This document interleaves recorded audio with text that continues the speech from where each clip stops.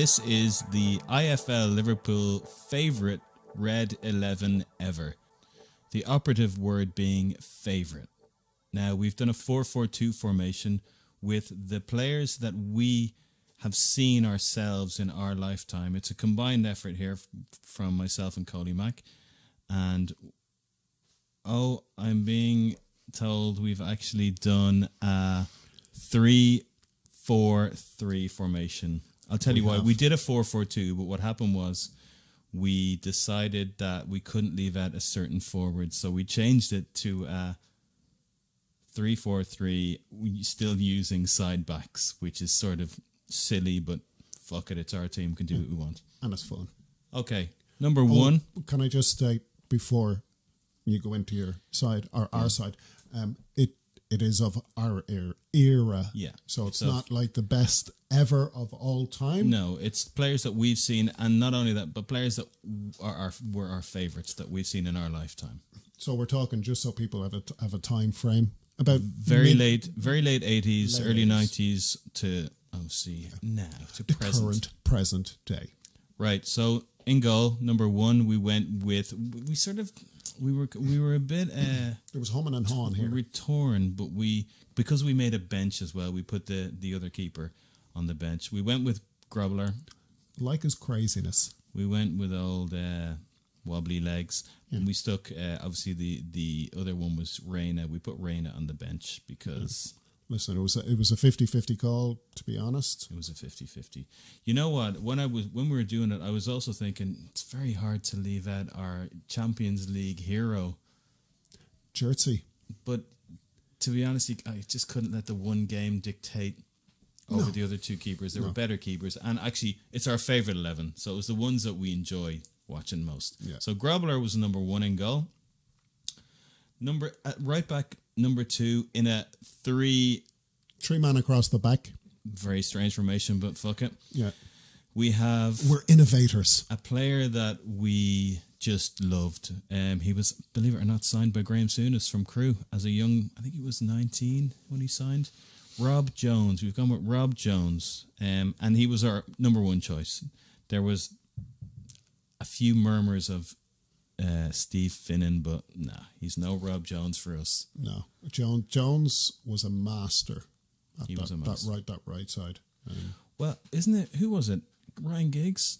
Well, as much as we don't like talking about them, those cunts. Ryan Giggs said he was one of the toughest defenders he's come up against, and he would have been only young then as well. Because let's not forget, I think Rob Jones had that bad injury that made him quit when he was 27 in his prime. It's a really sad story, but just loved him, loved his enthusiasm, loved the way he sort of his meteoric rise, because he's playing for Crewe under, I believe it was Dario Gradi at the time. The great Dario Gradi. Great Dario, yeah.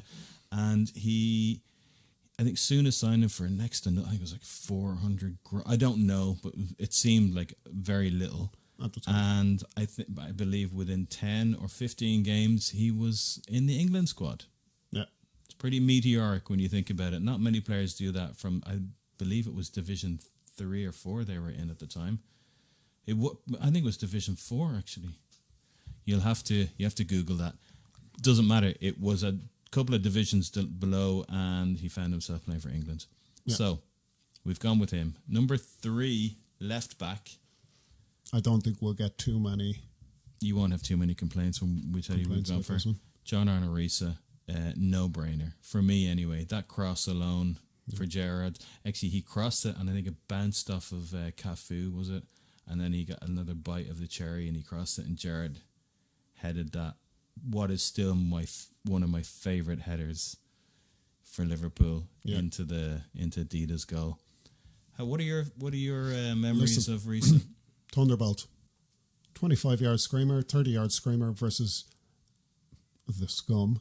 A far top corner, no chance. Thank you very much. One of the best goals ever scored by a Liverpool player in my eyes. Ripper. Ripped the net apart. Yeah, absolutely. That wins hands down for me. Okay, so Risa was our left back choice. The centre back, because we only went with a 3-man because we wanted to fit more forwards in. Went for a 3-man back line, and it's a no-brainer. It's no other than Jamie Carragher. We did have Hupia playing beside him, but we put Hupia on the bench so we could fit our extra forward in. How did we fare in the midfield department, Coles? Well, right-hand side. Let's start going from right to left. Right-hand side, we had a young Steve McManaman. Boy could dribble with the ball a little, might I say. Play a mean pinball. Yeah, he can. I know he left and joined Real Madrid. He did win 2 Champions Leagues with them. Shows his worth and his skill. He also did a lot of that playing for Liverpool. I remember the Bolton Cup final where he ran the show. The Celtic goal, the Aston Villa goal. Yeah. I mean, he actually scored some brilliant goals for us, and very underrated because he was sort of that gangly player when he first came on the scene. But brilliant player for Liverpool, and one of my favourites to watch in an era where I was really, Do you remember that goal against Arsenal at Highbury where he let the throw in, where he let it roll across his body and volleyed it into the far top corner? Like he could do it all, and he was a great foil to Robbie Fowler. He was. Yeah. Those two were just dynamite together. Worked in tandem beautifully. But I sort of warmed to him anyway. He was just a good character, and he's a local lad as well. Who else do we go for? Let's see. So, well, I mean, the no-brainer was Steven Gerrard, obviously. Seriously, I don't think we really even have to discuss that. We don't have to discuss Gerrard. He's sitting beside Gerrard. Sitting beside Gerrard. If you might have noticed that our accents are not Scouse. No, we are from Dublin, and the next player that I had to have in my team anyway is probably the reason. Well, he is the reason I support Liverpool. Long time ago, when he was, I think he would have been captain of Liverpool then, and he was captain of Ireland. None other than the great, and you can ask any Scouse fan from back then, who was one of the best ball players we had, and it was none other than Ronnie Whelan. Great player for both club and country. Absolutely. They used to say about Roberto Baggio that he could put it on a sixpence. He said the same about Ronnie Whelan. Ronnie Whelan, he could do it all. He's still very involved with the club as well. Ronnie Whelan is one. When we talk about Liverpool legends, he's one of the legends. He really is. The FA Cup final goal, wasn't it? The curler. Oh, was it the League Cup final? I think it was the League Cup final against United. The League Cup final. Sorry, actually, I stand to be corrected. 1983, I think that was. Just what a beautiful. It was it's like the quintessential curled goal. I mean, if you ever want to see a beautiful curled goal, look up that Ronnie Whelan Cup final goal. And for anyone out there who wonders about his actual technical ability from a national point of view where we come from, if you ever want to see his goal for Ireland against Russia in the Euros, in Euro 88. Probably the best goal Ireland have ever scored. Some people say he shinned it, but even if he shinned it, he still scored it. Scissor kick against probably the best keeper in the world at the time, in Rinat Dossiev. They were a strong side at the time. Yeah. Whelan, I have no problem in having him in there because he could actually play ball and he had a brain. He had a serious brain on the pitch. Look, Ronnie Whelan's one of Liverpool's best ever midfielders, end of. Now we have my favourite player ever to put on a red shirt. I remember he, on the left, we're talking about John Barnes, by the way. I remember he... sure it's not Istvan Kosma? No, it's not Istvan Kosma. Or Oyvind Leonhardsson. No. He nearly got in. Snuck. I remember Liverpool... I can't remember when it was in season. I think it was around Christmas time. John Barnes was coming back from a very late or very bad injury late in the season. I'd waited for the guy for ages to come back from injury. It was against QPR. Yeah. I think we won 1-0 at Loftus Road. I think he might have even scored. I think he did score, actually, yeah. I mean, I remember watching Liverpool and just, he was injured and I was still thinking about him. You know, that's the influence he had. Yeah. And then you watch John Barnes in his prime, I suppose it would have been from when he signed up to 91. That was when he was really in his prime. Some of the things he did on the football pitch are legendary. He was part of probably one of the greatest attacking Liverpool teams ever. That late 80s team that won, the last team to win the title. Listen. Probably one of the greatest attacking Liverpool sides ever. Barnes was the type of player that other teams' supporters, he was that good, they actually appreciated him. Oh, yeah. Because he was that good. They clapped him. Like, listen, in the modern day, you hear about how Ronaldo got applauded by United players. That's the original Ronaldo, by the way, at Old Trafford when Real Madrid destroyed them. When Ronaldinho did it at the Bernabeu for Real Madrid and the Real Madrid fans. That's the kind of level we're talking about here with John Barnes. He was that good that other fans appreciated his skill that much. Well, I mean, if you pay to go and watch a football match and you see him, even if they beat you, you can't really be that disappointed because you've seen something that you'll never see again. And we're privileged to be there. Yeah. That's why John Barnes, I mean, he'd be first on my team sheet. He was a magician. I remember the goal he scored. It was a free kick against Portsmouth in the FA Cup semi-final. I think Darren Anderton had scored for them. Did that one go to a replay? It was, yeah, it went to replay and we won it on penalties. But it was a 91st minute. Or could have even been later. It was at a time. Minutes, yeah. John Barnes stepped up and he cracked a free kick, and it actually just came down off the post bar. I think it was the bar, and none other than Ronnie Whelan came up to slot it home. Tap it in. But I just remember thinking back then, this is when I was sort of really understanding money and football, and before then, money never entered my head with football. It was just about players. Yeah. But I remember watching it, and the person beside me said, my God, he really is worth all that money. And it dawned on me then that, Jesus, he's actually a lot bigger and better than I thought. He was just my hero, but he meant a lot to a lot of people, and I sort of registered that then. Yes, plus he can rap. He can do a bit of a rap. Okay, onto our forward line now. As we said, we did have 2 up front. We changed it to 3, well, you'll understand why. Number 1 we went for was the little left-footed, sort of both-footed, really. Brilliant, genius, local lad, Robbie Fowler. You can't have a Liverpool great 11 without having Robbie Fowler in there. I'm sorry, you just can't. He wasn't called God for a reason. But he's one of our favourites. And some of the goals he scored, I mean, look, we don't need to talk about his goals, Robbie Fowler, for God's sake. And he's a great lad. And he's still with the club in a sort of what is he, an ambassador capacity, is it? Yeah. So we have Fowler. We went with, obviously, Luis Suarez, because he actually made us laugh when we watched him play. It was just such a fun time watching that lad play football.